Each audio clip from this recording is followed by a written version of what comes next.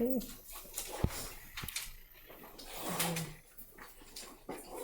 A lot of this section is kind of visual, so it's not calculation heavy like the last one, for the most part. It is an important idea. So we want to talk about what makes a function continuous. That's what we're gonna call it. Okay. And you're used to dealing with continuous functions. Most of the time in algebra class, you're dealing with continuous functions. Okay, so they're familiar to you. Okay. But we want to kind of separate continuous from functions that have what you would call a discontinuity. Okay. So let's see. A continuous function, I guess. We'll get an informal definition here first. Okay. So if we have a continuous function, we would say that we can draw that function, or draw the graph.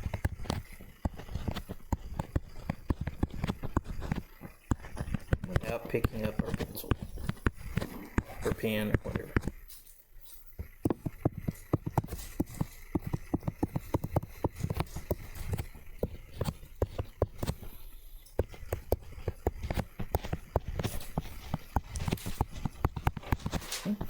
So if that's the case, then it's a continuous function. So we need to talk about the situations where we can't do that. What do those look like? So we're going to have three possibilities. Okay? Three ways that we can have a function that is not continuous at some number. So the first one is if on our graph we have some number in there where our function is undefined. So here we would say f of c is undefined. But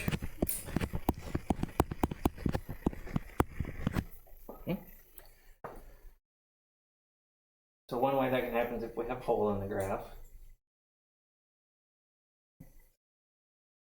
How else could it look to be undefined?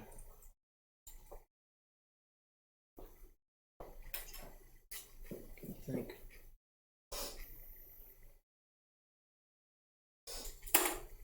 Got another possibility. What if? Too early in the week for that type of question, huh? Okay, what if we had something like this? So there's C. We could have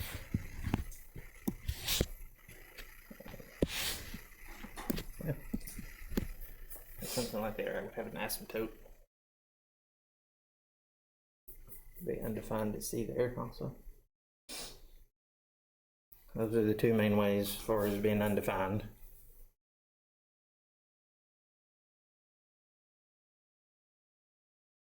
Okay.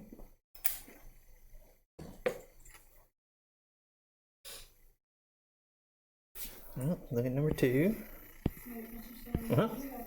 Yes, sure can.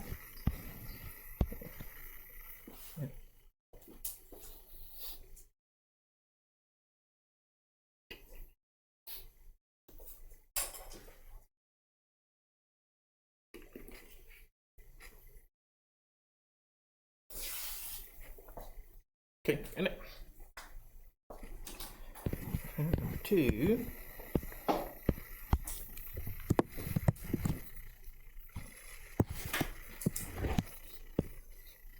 Okay, if our graph has some kind of jump. Let's see.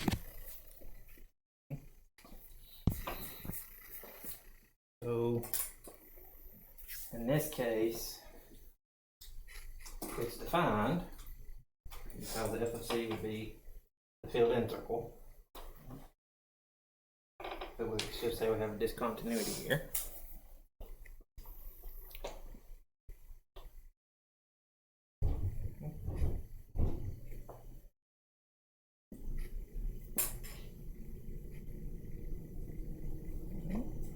Got the idea on that one?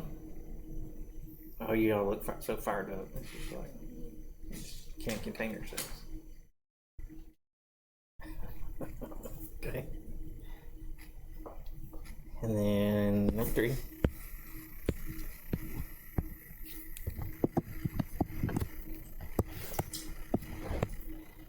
And number 3 is if we have a situation like this. So it's kind of like number 1.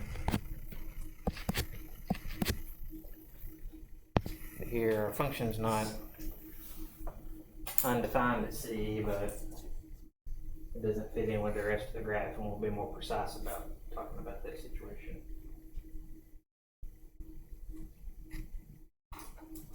Just a second. Okay.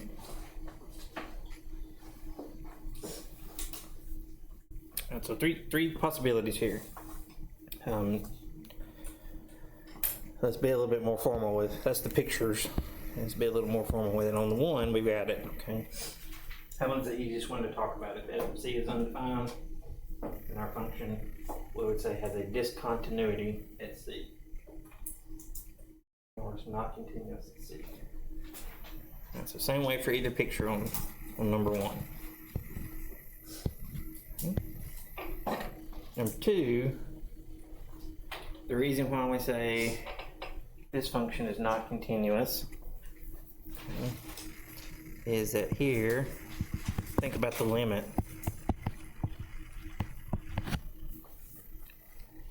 So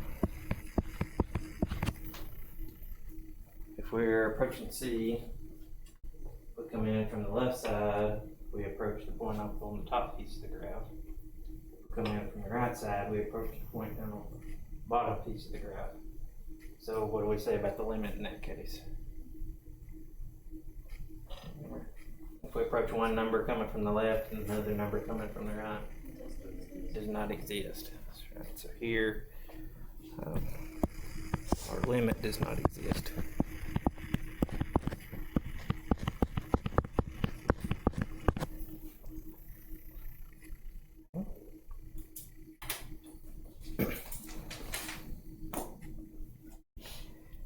And then on our third picture, this is not either one of the other two, because f of c is defined. That's fine. Our limit does exist.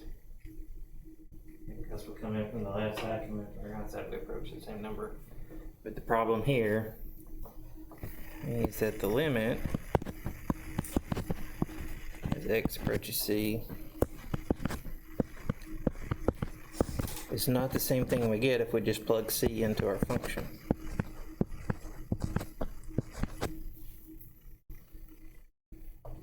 And we've been dealing with that a lot in the last section. We said, oh, if you want to find the limit, just plug in c and you get the limit. That's only true if our function is continuous. Here, that one fails. Hanging in there, doing your best. You're supposed to sleep, catch up on sleep over the long weekend. What y'all do? Okay. So this gives us a theorem. Okay. These are our only 3 possibilities for having a discontinuity, for having a place where our function's not continuous. So we can say that if we don't have these 3, okay, then our function is continuous.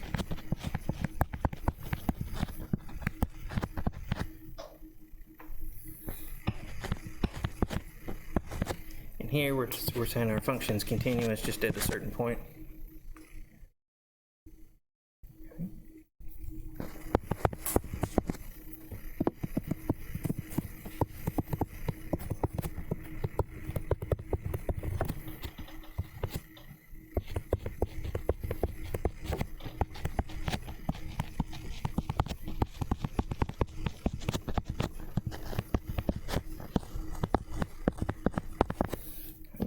we've already seen all three of these. And first thing we need f of c to be defined.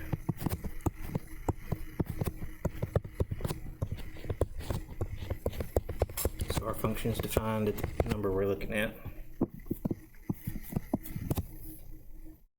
Number two, we need the limit at that c value to exist.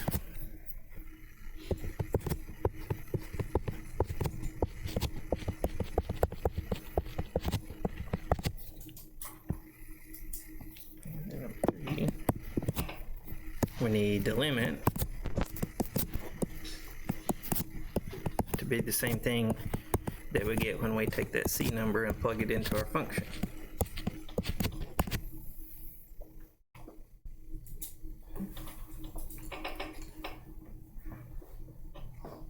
If we have those three things, then we can say our function is continuous at that number.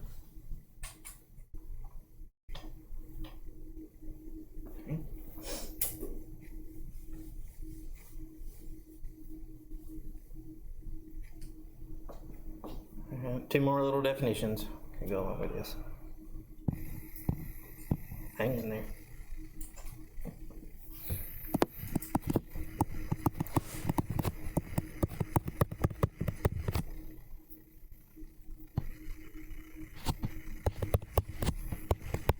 And we can say a function is continuous on an open interval.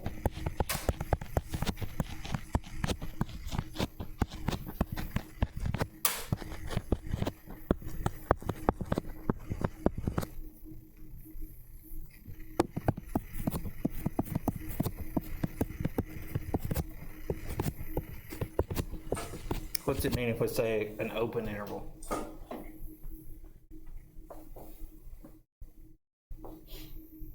So an interval is just a range of numbers. What's it mean if the interval's open? It can be any number in that interval. The open part. So here when we wrote it down, we had parentheses on each end. What's that mean about the numbers on the end? What's the difference between the parenthesis and the bracket? With a parenthesis, we're not including the endpoints. We're leaving A and B out. We're saying everything between A and B. If we had the square brackets, that would mean we're including A and B.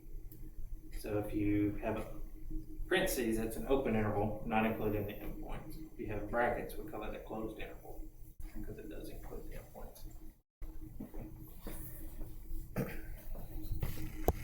So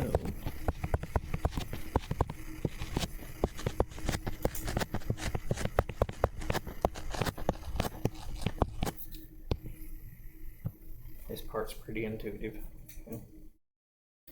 Let's say it's continuous on the open interval if it's continuous at every point in the interval, or at each point.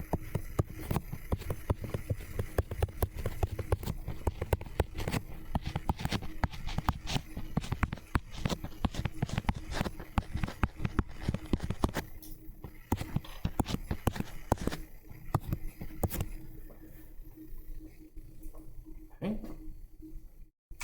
One more. Kind of writing a little crooked today. Okay. One more little definition. Okay.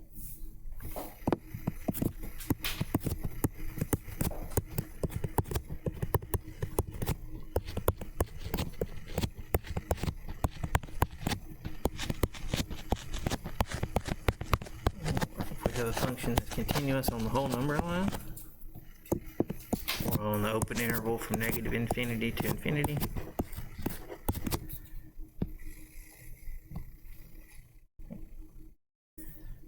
we call that everywhere continuous.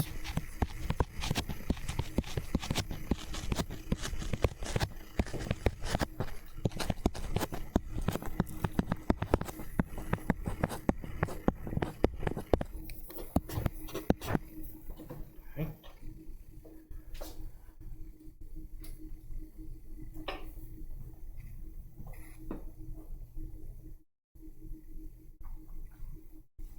Excited now? I mean, that's just like thrilling stuff. Okay.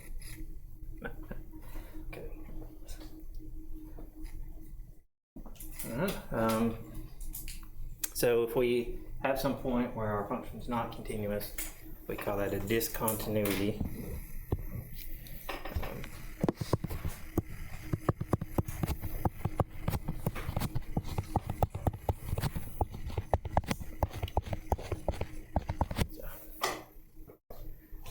Kind of a weird looking word when you write it down.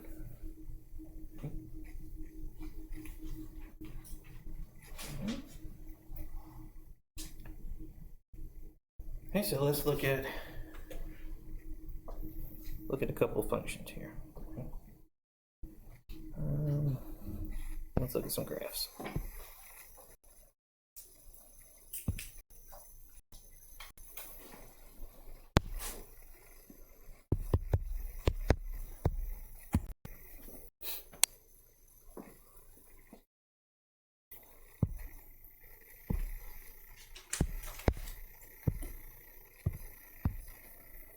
Okay, you're 1 over x. So, first of all, I guess we'll start with the big picture. Would this function be continuous everywhere? Or do we see somewhere where we have a discontinuity?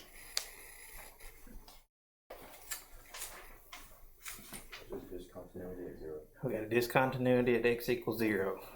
Okay. And remember, if you can't remember the formal definitions, remember the informal. Okay. If it's continuous, we can draw it without picking our pencil up. Here, if we tried to do that, we could draw the left side, but then it goes down to negative infinity, so we would have to pick our pencil up and start over to get the other side. So we do have a discontinuity, x equals 0. Okay. And if we go to our list of the 3 things we need, which one fails here? So we've got 3 possibilities. Either it's undefined, the limit doesn't exist, or the limit's not the same as the function value. This one's undefined, so one we would start with here. Okay. You really want to check them in that order. The limit also doesn't exist at 0 here. First one that fails is that it's undefined at x equals 0. And because we have this asymptote. And you can pick that up pretty easy too if you actually look at the function. The function's 1 over x, so when x is 0, it's going to be undefined.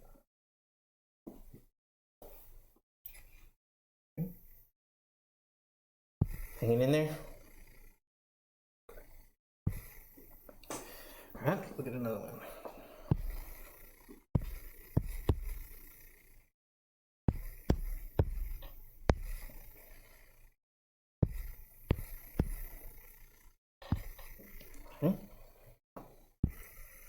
How about this one? I better leave the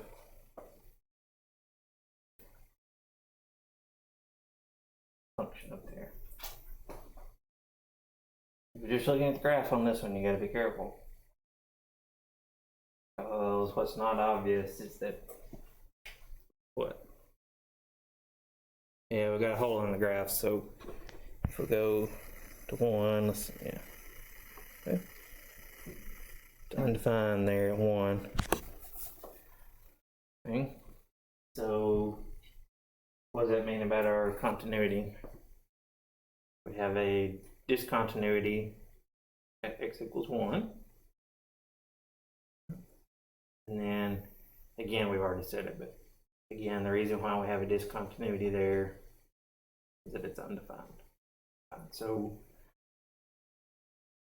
number 1, right, condition number 1 fails. Okay. Do another one. Let's see.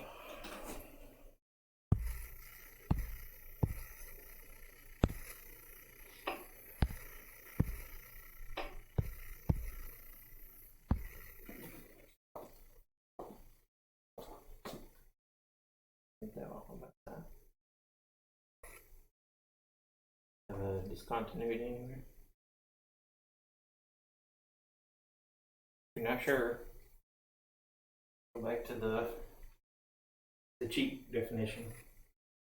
Did we draw this thing without picking our pencil up? Continuous. Don't have any here, we would have to pick your pencil up, so. And if we zoomed out, the same thing's true. It just does this over and over again. So it does this all the way from negative infinity to positive infinity. So what would we call this function? It's continuous, and it's continuous for all real numbers. So what was our term? Everywhere continuous. Or continuous everywhere is okay too.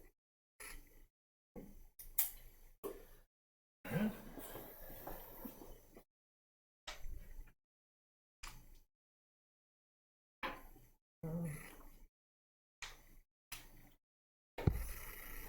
Let me do one more, but let me.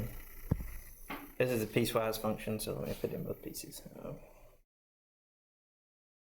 See if I remember how to do these. X plus 1, oop. And oop. I think I do. Okay. Getting on my nerves here.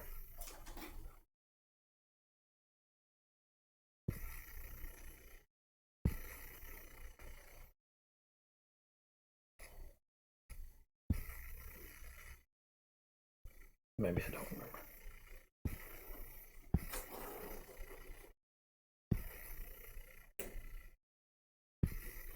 No.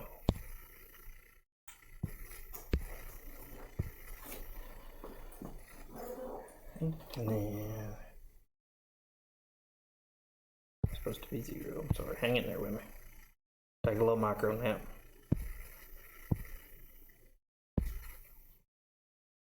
It's my Monday too.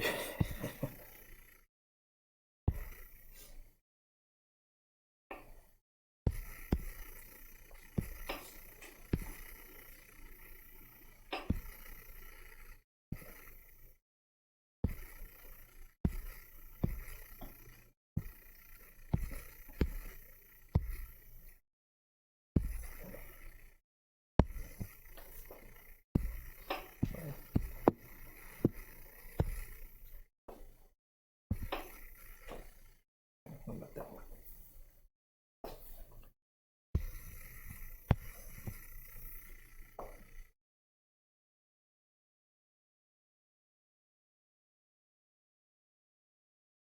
What's the, have any discontinuities in there?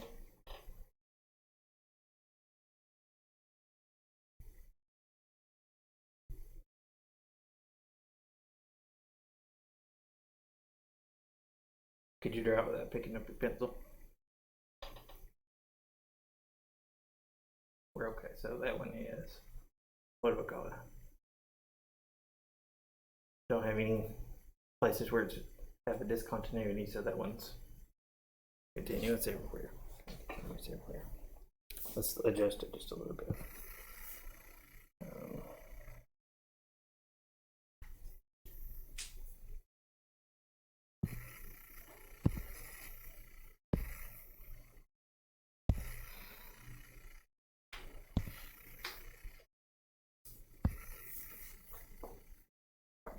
What about now?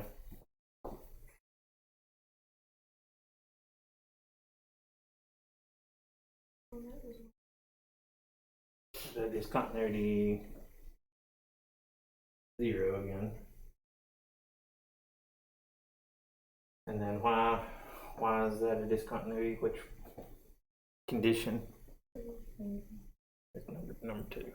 Number 2.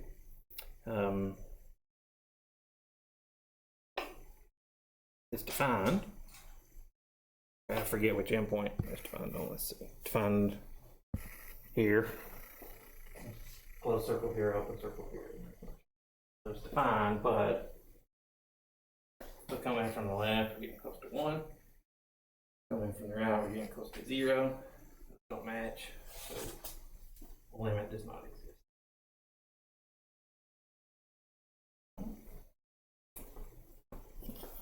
Let's see if we can find some problems to do.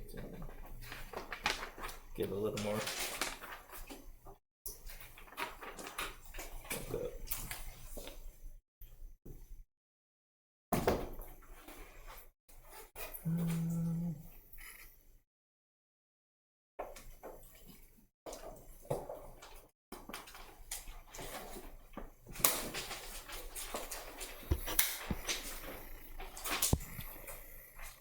We'll just get started here. We'll do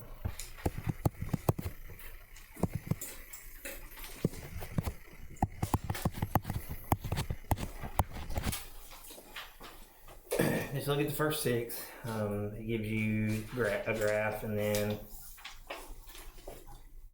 just ask you the same kind of questions we've been talking about. What about the continuity? See if you see any places where you don't have continuity. They're pretty hot.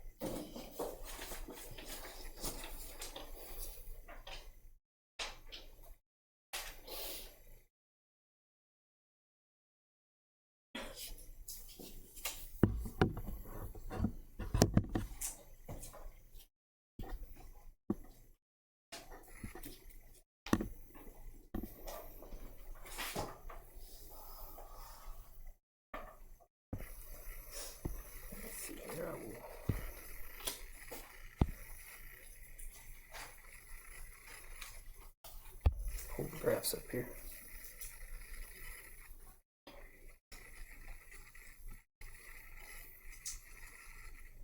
Maybe.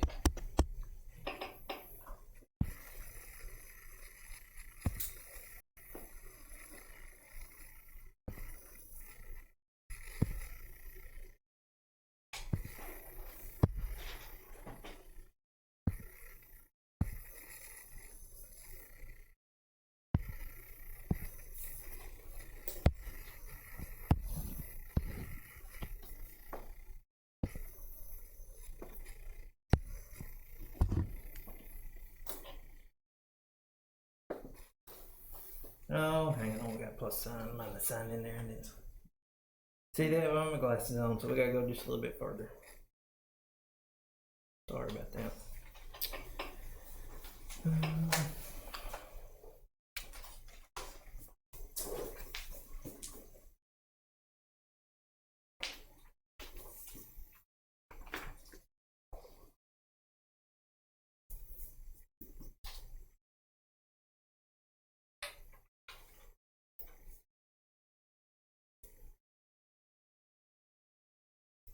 Okay, there's not much more for us to talk about.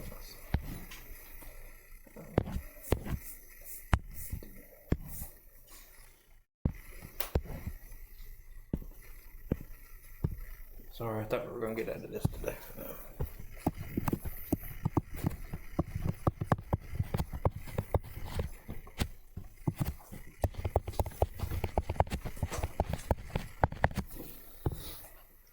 So,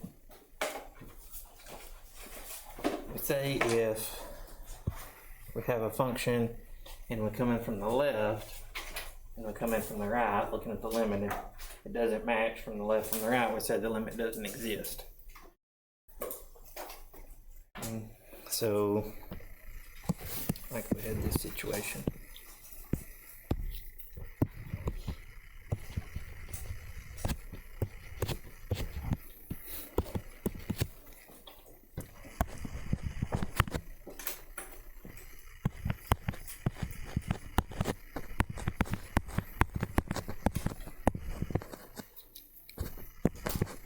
It does not exist. Okay, so we've got a little bit of notation here. So instead of worrying about the number matching from both sides, sometimes all we care about is what's happening from one direction or the other. So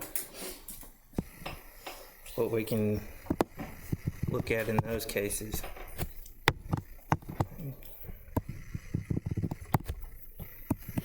is we could say these two things. We have a little plus sign after the number. So this is the limit as x approaches c from the right. So if you see a plus sign,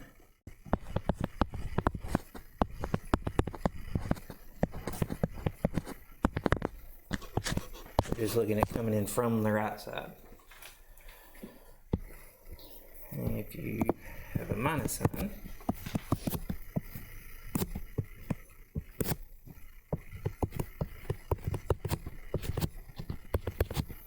it's the same thing but from the left side.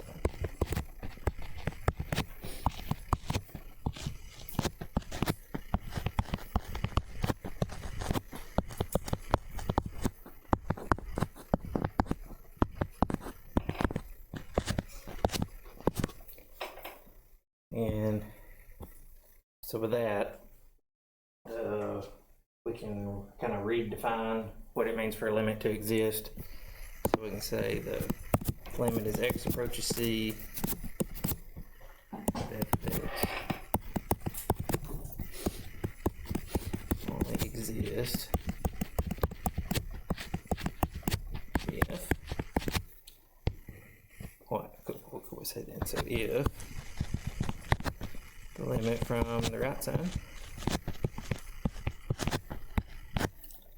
is the same as the limit from the left side.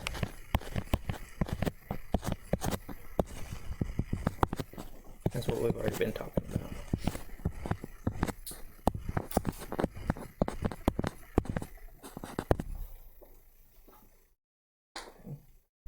But the one side of the limits will always exist.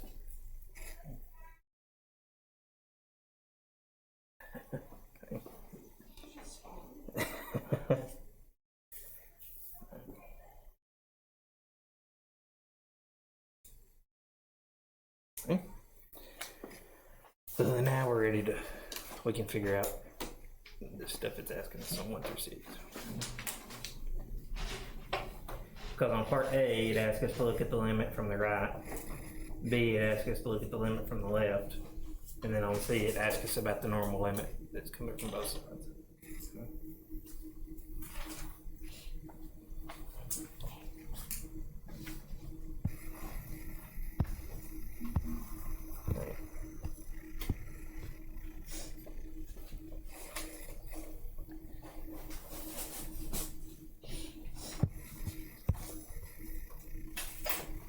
So let's look at one together.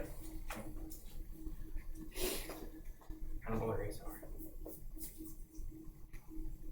So 1A is the plus sign. You look at the book. Okay, so we're coming in from the right side. And it says c equals 4, so we're looking at approaching an x value of 4. So we're coming in here.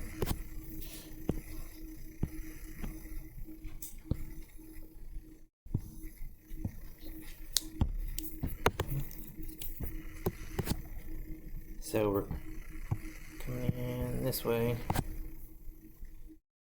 So then what y value are we approaching from that side? 3, yeah. Approaching 3. Okay. So 1A on this one would be 3.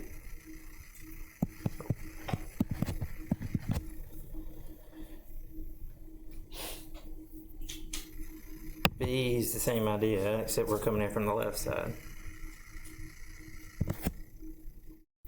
So what y value are we approaching from that direction? 3. And then C, since A and B match. 3.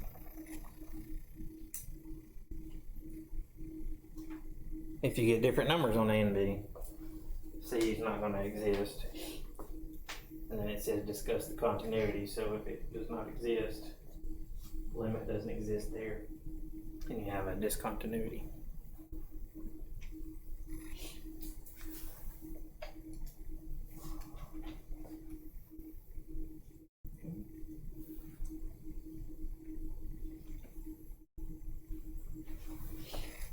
the graphs get kind of weirder as you go along.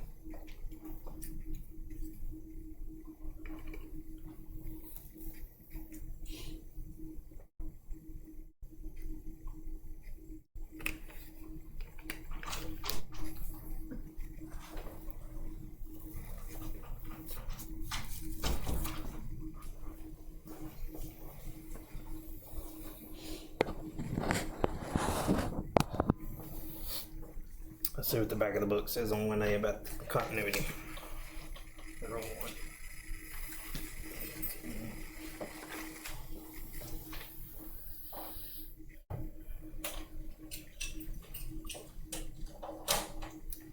The back of the book's kind of making some assumptions, okay, when they're talking about the continuity, because they say number one is continuous everywhere. Really, since we don't know what the function is, that's a little bit of an assumption. It's assuming the graph's going to keep looking like that as you zoom out. So, really, you don't. I'm fine if you don't comment unless you see a discontinuity. Okay?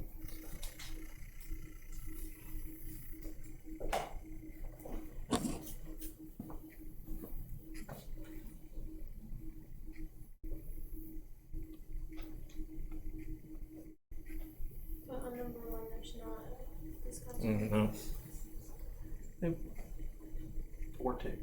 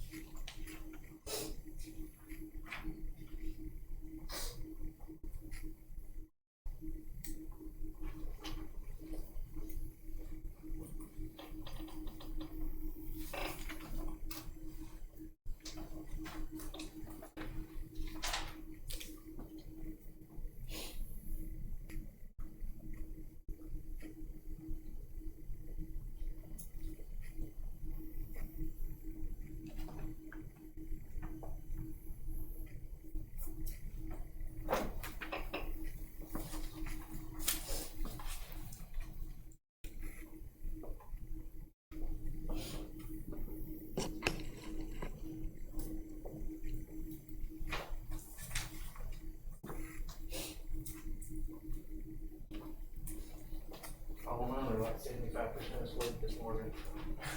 See if I get classes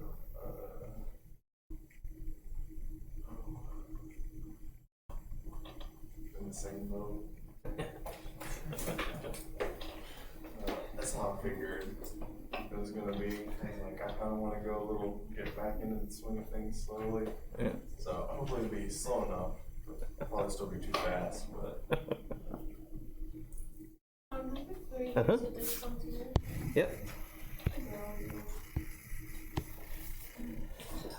Yeah, and you might want to say why into discontinuity. Can we just write like the limit of x as approaching doesn't equal like this thing? Yep, that's great. That'd be great. Yeah, so that one's number 3. Right, property number 3, or condition number 3.